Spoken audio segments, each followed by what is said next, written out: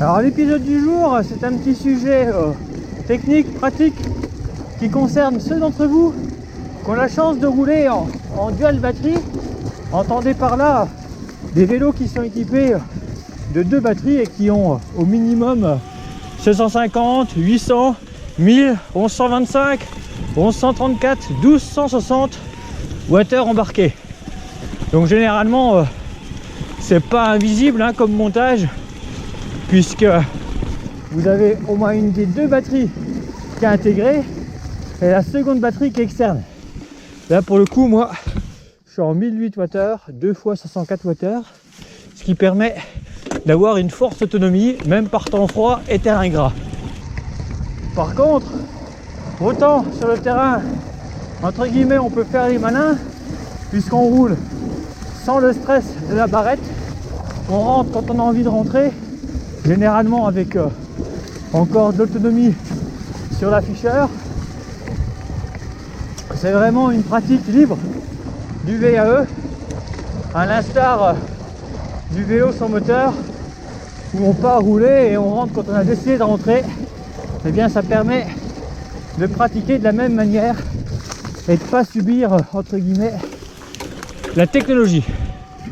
Par contre, une fois rentré à la maison, là, pour recharger les batteries, il faut quasiment 2 fois plus de temps, puisque généralement on n'a qu'un seul chargeur.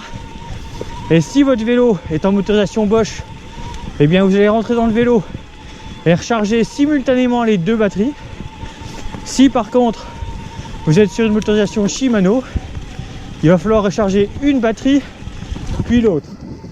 Donc à un moment donné, il faudra vous mettre une petite alarme pour aller inverser le chargeur. C'est un petit peu la contrainte. Sinon, la solution, c'est de faire l'acquisition d'un second chargeur. Alors si vous roulez en Bosch, d'origine, vous avez eu un 4 ampères, voire un 2 ampères plus compact. Et bien Bosch commercialise un chargeur 6 ampères qui lui sera beaucoup plus rapide. Donc 6 ampères sur votre plus grosse batterie, une 625 par exemple, et sur la 400 ou 500 qui constitue votre pack, l'autre chargeur. Si vous roulez en Rocky Mountain, là pareil, il n'existe qu'un seul chargeur. Donc si vous voulez recharger plus vite, eh bien vous en achetez un second à l'identique. Si vous roulez en Shimano, alors 4 ampères sur le chargeur d'origine. Par contre, Shimano a sorti un nouveau chargeur plus compact, un petit peu dans l'esprit chargeur de voyage, pour justement pouvoir emmener dans un petit sac à dos ou une banane pour ceux qui roulent en monobatterie et qui veulent recharger le temps de la pause déjeuner.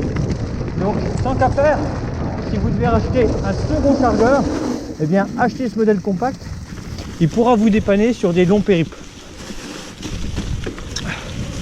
Dans tous les cas,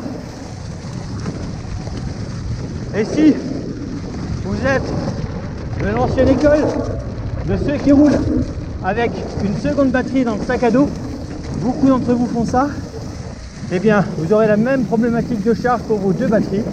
Il vous faudra soit 2 chargeurs, soit vous mettre une alarme à la fin de la charge de la première, soit au bout de 4h, 4h30 environ, pour que la charge soit complète, pour inverser le chargeur et charger votre seconde batterie. Pas le choix.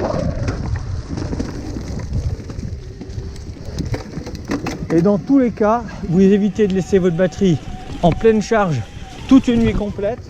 Essayez dans la mesure du possible de mettre la batterie en charge suffisamment tôt pour pouvoir aller la débrancher avant de vous coucher.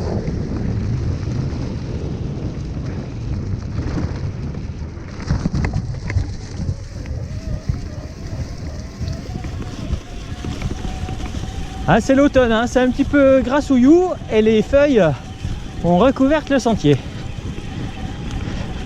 Allez, bonne charge de batterie et profitez bien de l'intersaison. Et si vous roulez pas l'hiver, profitez-en pour revisionner notre sujet sur le stockage du VAE en période d'hiver, pour éviter de faire des bêtises justement avec vos batteries.